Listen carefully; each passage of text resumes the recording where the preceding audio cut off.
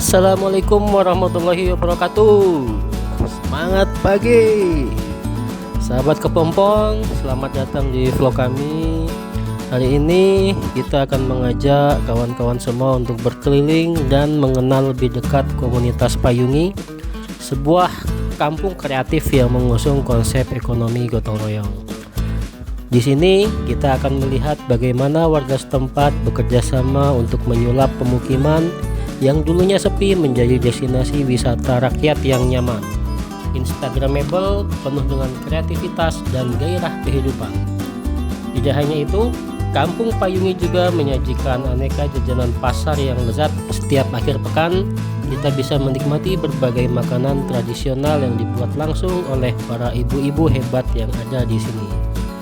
Tidak hanya sekedar mewadahi aksi gotong royong ekonomi kreatif rakyat yang menghadirkan keuntungan belasan miliaran rupiah, komunitas Payungi juga menjadi fasilitator penting berbagai komunitas sosial untuk kebermanfaatan yang lebih luas. Untuk lebih detailnya, yuk kita ngobrol langsung dengan sang penggagas komunitas Payungi, Mas Dharma.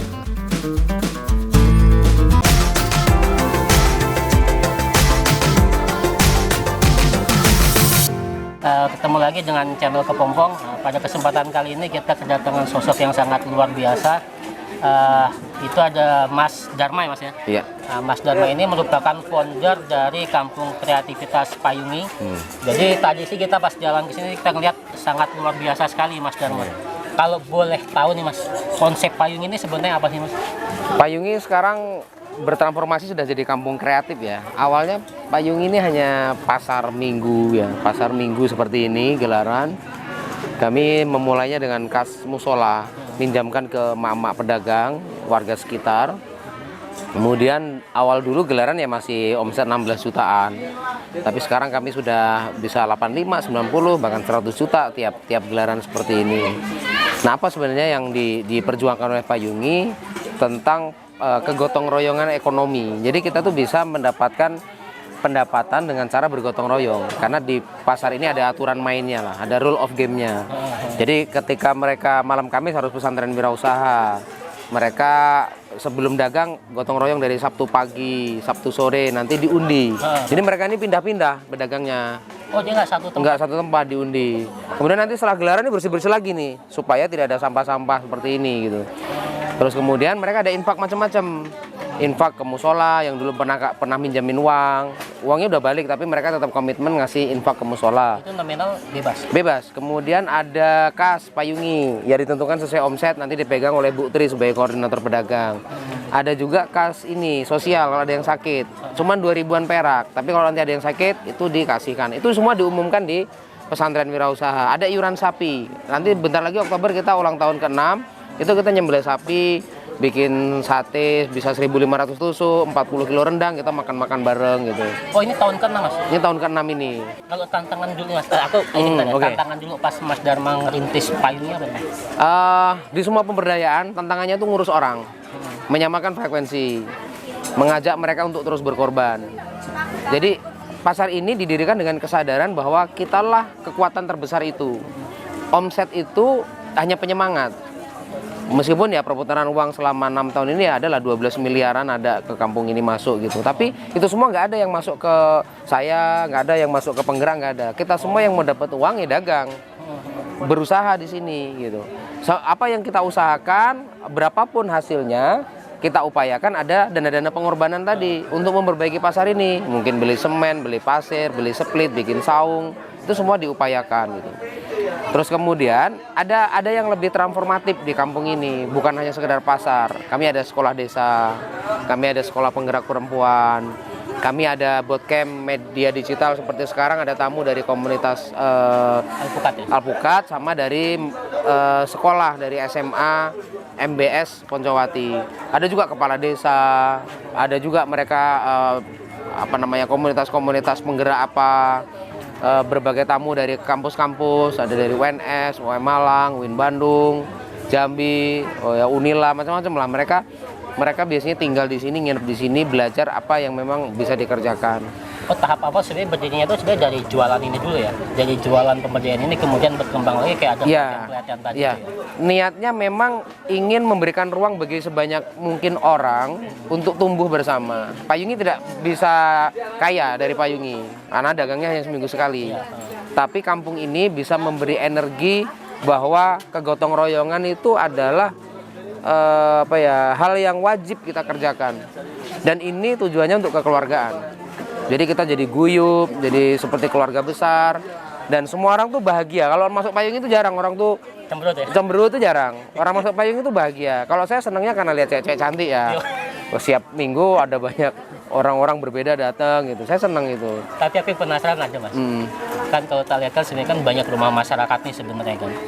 Nah itu kan kepake. Itu apa enggak timbul konflik mereka sebenarnya dapatnya apa? Karena proses pemberdayaan itu memang mengajak orang untuk tumbuh bareng, ya kita jelasin ke mereka yang tetangga yang tanahnya dipakai. Nggak ada sewa, nggak ada ini. Tapi kan suasananya kita percantik. Kampung ini lama-lama jadi cantik. Oh tembok ini kita mural apa, oh suasana ini kita bikin spot apa gitu. Meskipun problem kita udah dikasih tempat kotak sampah, dikasih ini tetap orang ya buang sampah seenaknya dia makan di mana gitu. Ini problem Indonesia. Ini problem Indonesia ya. Mau Pandawa 5 itu diperbanyak juga, ya sampah di pantai-pantai banyak. Nah, problem pemberdayaan adalah membuat orang tadinya tidak berdaya jadi punya daya. Tadinya tidak punya power jadi punya power. Tadi saya senang kata Mbak Iin tadi, disabilitas ini mestinya difabel. Karena dia itu different able. Punya kemampuan berbeda, tapi kita selalu cenderung menganggap mereka itu tidak punya kemampuan. Tapi itulah negara lah, 162 negara ngumpul tentang disabilitas tadi. Tapi di level pemberdayaan seperti kami ingin menemani mereka untuk tadi ada barista kopi itu Rizky tadi yang difabel tadi itu. Kemudian ada Rehan tadi ngelukis. Jadi saya berharap ruang ini menjadi ruang tumbuh bagi siapapun tanpa melihat sebuah ras, suku, agama, golongan dan sebagainya. Kalau harapan Mas Dharma sendiri untuk Payungi dan komunitas yang lain apa? Payungi ingin memberi manfaat sebanyak-banyaknya bagi siapapun, dan kampung ini memang didesain untuk memberi inspirasi sehingga mungkin orang bisa bikin kampung apa di tempatnya. Misal kami dorong ada kampung pengangguran, itu semua masyarakatnya nanam anggur, budidaya maggot. Kemudian ya bukan nganggur, tapi memang masyarakatnya nanam anggur, buah anggur. Ada kampung lebah gitu. Tadi pengangguran mau didorong anggur. Ya, problemnya adalah gimana ya lahir sadar orang-orang di situ juga punya kekuatan yang sama seperti kita. Nyawa kami ada di pesantren wirausaha. Kalau pesantren wirausaha itu bubar, bisa jadi Payungi bubar. Itu gratis mas? Gratis. Setiap malam Kamis kami kumpul.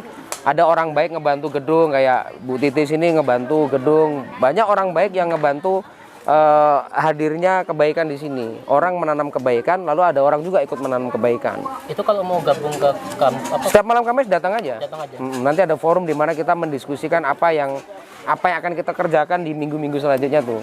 Kalau mereka nggak mau datang di pesantren wirausaha, nggak boleh dagang di Payungi. Oh, syaratnya harus datang iya. Dulu, mas. Jadi sama visi misinya. Selain materialnya tumbuh, kita ingin mental dan spiritualnya tumbuh.